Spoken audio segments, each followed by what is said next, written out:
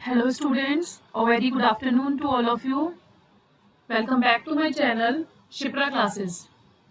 How are you? आप लोग सब कैसे हैं? आई होप आप सब लोग अच्छे होंगे.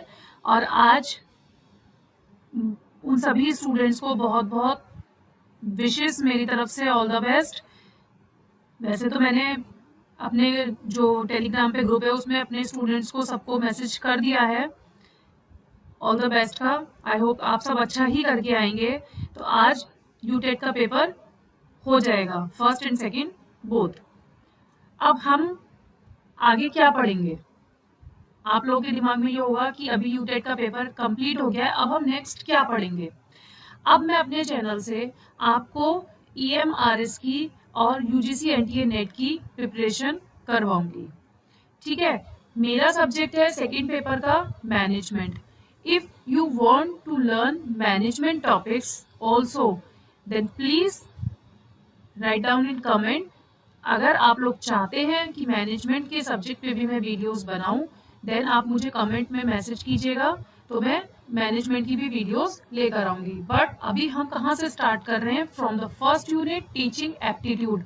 और टीचिंग एप्टीट्यूड EMRS के एग्जाम में भी पूछा जाएगा क्योंकि अलग से उसमें मेंशन है सिलेबस में. तो इसलिए EMRS and NTA UGC net दोनों के लिए ये टॉपिक बहुत इंपॉर्टेंट है. और जो फर्स्ट पेपर होता है UGC NTA नेट का, उसके लिए ये सबके लिए कॉमन होता है. ये टॉपिक मीन्स शुरू की जो 10 यूनिट्स होती हैं पेपर 1 की, वो सब स्टूडेंट्स के लिए कॉमन होती हैं. सेकंड पेपर आपका अपना पर्सनल एग्जाम पेपर होता है जिसमें आपने मास्टर्स किया हुआ है.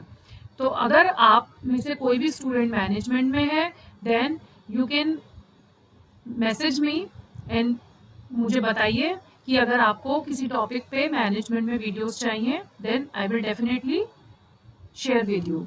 ठीक है, तो हम स्टार्ट करते हैं आज की अपनी video. Teaching aptitude. What is teaching aptitude? किन दो वर्ड से मिलके बना है? Teaching and aptitude. Teaching aptitude किन दो वर्ड से मिलके बना है? Teaching and aptitude. तो हम पढ़ते हैं what is teaching and what is aptitude. Then इन दोनों से मिलके जो टीचिंग एप्टीट्यूड बना है उसका क्या मीनिंग है. अभी हम सिर्फ बेसिक्स पढ़ेंगे और ताकि आपको ये पहले ये क्लियर हो जाए कि टीचिंग एप्टीट्यूड होता क्या है. ठीक है, तो देखिए इस स्लाइड के थ्रू मैंने आपको काफी कुछ समझाने की कोशिश करी है. आई होप आपको समझ में आएगी. टीचिंग एप्टीट्यूड मैंने कैसे बताया आपको? Teaching plus aptitude. Teaching plus aptitude इन दोनों से मिलके क्या बना है? Teaching aptitude. टीचिंग का मीनिंग है द ऑक्यूपेशन, प्रोफेशन और work of a teacher. Teaching क्या है? टीचिंग किसी के लिए एक ऑक्यूपेशन हो सकता है, उसका प्रोफेशन हो सकता है, उसका काम हो सकता है. मींस टीचर का क्या होता है? वो ऑक्यूपेशन होता है, प्रोफेशन होता है और उसका काम होता है. एंड एप्टीट्यूड क्या होता है? एक नेचुरल एबिलिटी होती है टू डू समथिंग. कुछ करने की नेचुरल एबिलिटी को हम बोलते हैं एप्टीट्यूड. तो टीचिंग एप्टीट्यूड का मीनिंग क्या हुआ? It means your interest in teaching, कि आपका टीचिंग में इंटरेस्ट है तभी तो आप टीचिंग कर रहे हैं. इट मीन्स आप अपना काम जो कर रहे हैं वो आपकी एक नेचुरल एबिलिटी है आपके अंदर एक, कि आप पढ़ा सकते हैं. तो including the ability to teach means teaching aptitude. It means your interest in teaching. आपका जो है टीचिंग में इंटरेस्ट है इसीलिए आप पढ़ा पा रहे हैं. ऐसे बहुत से लोग होते हैं जो बहुत हाई क्वालिफाइड होते हैं लेकिन कहीं ना कहीं उनके अंदर ये स्किल नहीं पाया जाता कि वो किसी को पढ़ा पाए. और कुछ ऐसे भी टीचर्स हमने देखे हैं जो एक एवरेज स्टूडेंट हुआ करते थे अपने टाइम पे, लेकिन आज की डेट में बहुत टॉप मोस्ट टीचर्स हैं, बच्चे उनसे पढ़ना चाहते हैं. तो इट मीन्स कि ये एक ऐसा स्किल है कि जरूरी नहीं है कि जो बहुत अपने टाइम पर टॉपर रहा हो या बहुत होशियार रहा हो या जिसे सब कुछ आता हो वो ही पढ़ा पाए. ये एक स्किल है. आपके अंदर अगर टीचिंग का इंटरेस्ट होगा तभी आप पढ़ा पाएंगे. स्मिथ ने क्या कहा है? Smith states that teaching is as a tripolar process. मतलब 3 पोलर पे जो डिपेंड है. ट्राइपोलर, 3 पोलर प्रोसेस कहा है स्मिथ ने. और वो 3 पोलर क्या है? Teacher, second student and the third one is education और कंटेंट, जिसपे पूरी टीचिंग डिपेंड है. मतलब टीचिंग हम कब कर सकते हैं? फर्स्ट ऑफ ऑल टीचर होना चाहिए, स्टूडेंट होना चाहिए और देन एजुकेशन और कंटेंट होना चाहिए। देखिए टीचर होगा तभी स्टूडेंट पढ़ पाएगा और स्टूडेंट होगा तभी टीचर पढ़ा पाएगा। और जब हमारे पास कंटेंट ही नहीं होगा तो टीचर और स्टूडेंट के होने का भी क्या फायदा होगा। तो सबसे पहले हमारे पास क्या होना चाहिए, कंटेंट होना चाहिए, टीचर होना चाहिए, स्टूडेंट होना चाहिए, तभी टीचिंग प्रोसेस एक कंप्लीट प्रोसेस कहा जाता है। अब जॉन एडम की अगर हम बात करें तो जॉन एडम ने कहा है कि teaching as a bipolar process. ये एक नैरो मीनिंग है, मींस उन्होंने इसमें सिर्फ टीचर और स्टूडेंट को इन्वॉल्व किया, उन्होंने इसमें एजुकेशन या कंटेंट को इन्वॉल्व नहीं किया, इसलिए इसको नैरो मीनिंग बोलते हैं। यूजीसी एनटीए नेट में ये क्वेश्चन पूछा गया है कि स्मिथ के according to Smith teaching is a tripolar process और अ बाइपोलर प्रोसेस। या फिर इस तरीके से भी पूछा जा सकता है कि according to John Adam teaching, what is a teaching, mean teaching कैसा प्रोसेस है, it is a bipolar process और अ ट्राइपोलर प्रोसेस। तो आपको पता होना चाहिए कि according to Smith teaching is a tripolar process and according to John Adam is a teaching is a bipolar process. जो दो, बाय मीन्स टू, जो टू पे डिपेंड है, टीचर एंड स्टूडेंट पे, इसलिए हम जॉन एडम की जो प्रोसेस है उसको हम नैरो मीनिंग में कंसीडर करते हैं। नेक्स्ट हम समझेंगे व्हाट इज टीचिंग। टीचिंग क्या है। सबसे पहले तो टीचिंग का हमने मीनिंग जाना कि व्हाट इज टीचिंग। टीचिंग क्या है, आपके अंदर एक नेचुरल एबिलिटी होनी चाहिए, आपके अंदर एक इंटरेस्ट होना चाहिए, तभी आप किसी को कुछ टीच कर पाएंगे। उसकी कुछ कैरेक्टरिस्टिक्स होती हैं। देन टीचिंग का एक कॉन्टिनम होता है। कॉन्टिनम में हम क्या पढ़ते हैं, training.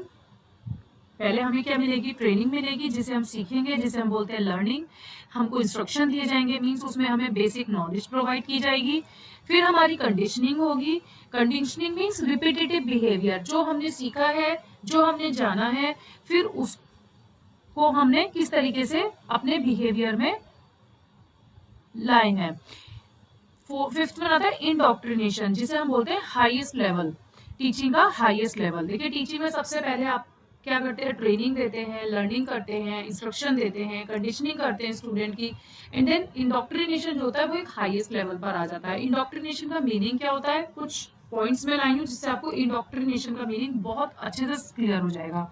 What is indoctrination. Indoctrination means change the belief system, कि बिल्कुल बिलीफ सिस्टम चेंज कर देना, कि किसी का माइंड वॉश कर देना। ये एक निगेटिव वर्ड है। अगर हम किसी का ब्रेन वॉश कर रहे हैं तो वो कहलाता है इंडोक्ट्रिनेशन। ब्रेन वॉश सबको पता है कि मतलब आपके दिमाग में क्या चल रहा है, आप बिल्कुल, आपका ब्रेन वॉश हो चुका है, धुल चुका है आपका दिमाग, आपके माइंड में अब कुछ नहीं है, आपका बिलीफ सिस्टम बिल्कुल बदल दिया गया है। तो ये एक बायस्ड अप्रोच में आती है। क्यों, क्योंकि अगर हमें किसी का ब्रेन वॉश करना है, इट मीन्स हम उसको किसी के खिलाफ भड़का भी सकते हैं, किसी के लिए कुछ बोल भी सकते हैं। वो अच्छा भी हो सकता है और बुरा भी हो सकता है, लेकिन जरूरी नहीं हम जिसका ब्रेन वॉश कर रहे हैं वो उसके लिए सही है या गलत है, ये उसे पता होना चाहिए। तो इंडोक्ट्रिनेशन जो होता है एक नेगेटिव वर्ड है जिसमें बिलीफ सिस्टम को बिल्कुल चेंज कर दिया जाता है। इसमें कोई काउंटर क्वेश्चन नहीं होता, मीन्स आप कोई काउंटर क्वेश्चन नहीं कर सकते। तो इंडोक्ट्रिनेशन का मीनिंग हुआ change the belief system to anyone. It is a negative word like brain wash, it is a biased approach. ठीक है। कंडीशनिंग मैंने आपको क्या बताया, कंडीशनिंग का मीनिंग होता है रिपीटेटिव बिहेवियर, किसी भी बिहेवियर को बार बार रिपीट करना है, इट इज कंडीशनिंग। इंस्ट्रक्शन में क्या आता है, इंस्ट्रक्शन में हम basic knowledge, instruction means orders देना, ये फॉर्मल में आता है। इंस्ट्रक्शन फॉर्मल में आता है, लेकिन लर्निंग होती है, इंस्ट्रक्शन होती है, ट्रेनिंग होती है। आप ट्रेनिंग प्रोवाइड कर रहे हैं, आप इंस्ट्रक्शन दे रहे हैं, तो कहीं ना कहीं ऐसा होता है कि सिमिलर वर्ड्स है, but it's not a similar word. Instruction जो हमें इंस्ट्रक्शन मिलते हैं, एक तरह से हमें ऑर्डर्स मिलते हैं जो कि फॉर्मल रूप में होते हैं। तो instruction is a formal and इसमें हमें ऑर्डर्स प्रोवाइड किए जाते हैं। तो ये हुआ कुछ टीचिंग के बारे में। टीचिंग में क्या होता है, हमें अगर किसी का बिहेवियर चेंज करना है तो हमें उसको ट्रेनिंग प्रोवाइड करनी होगी, हमें उसकी कंडीशनिंग करनी होगी। और अगर किसी की बिलीफ सिस्टम को चेंज करना है तो उस केस में हम क्या करते हैं, इंडोक्ट्रिनेशन का यूज करते हैं। और कई बार हम इंस्ट्रक्शन दे देते हैं कि आपको ऐसा नहीं ऐसा करना है, तो मीन्स उसकी अगर हमें नॉलेज को चेंज करना है तो हम इंस्ट्रक्शन भी दे सकते हैं। बिलीफ सिस्टम और नॉलेज की अगर बात की जाए तो इंस्ट्रक्शन और इंडोक्ट्रिनेशन उसमें आते हैं। और अगर किसी का बिहेवियर चेंज करा जाए तो ट्रेनिंग एंड कंडीशनिंग बिहेवियर में आते हैं। अगर हमें किसी का बिहेवियर चेंज करना है, इट मीन्स हमें उसे ट्रेनिंग एंड कंडीशनिंग प्रोवाइड करनी होगी। और अगर हमें किसी का बिलीफ सिस्टम और नॉलेज चेंज करना है तो हमें उसका इंस्ट्रक्शन देकर और इंडोक्ट्रिनेशन के थ्रू हम उसकी बिलीफ सिस्टम को और नॉलेज को चेंज कर सकते हैं। तो ये हुआ टीचिंग का मीनिंग, और एक छोटी सी वीडियो है, सिर्फ जस्ट हमने टीचिंग डिस्कस किया, टीचिंग और एप्टीट्यूड से मिलकर टीचिंग एप्टीट्यूड बना है, ये मैंने डिस्कस करा। According to Smith is a tripolar process and according to John Adam is a bipolar process. तो ये छोटी सी वीडियो है, आई होप आपको समझ में आई होगी।